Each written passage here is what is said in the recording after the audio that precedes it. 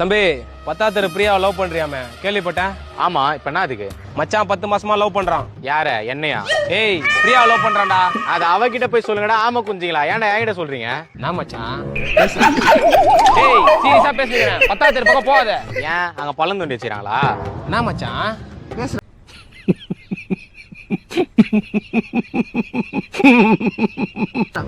டேய் வெறுப்பேத்தினிக்கிறியா? மச்சான் சீரியஸா லவ் பண்றான்டா. அவன் அவளெல்லாம் ஒர்த் இல்ல. டேய் மச்சான் ரேஞ்சுக்கு அவன் சுட்ட முடிய சுண்டி விட்டால அந்த டைம்ல 10 பிரியா அவளுண்டா. அப்ப 10 மாசமா சுண்டாம கிண்டிந்தானா?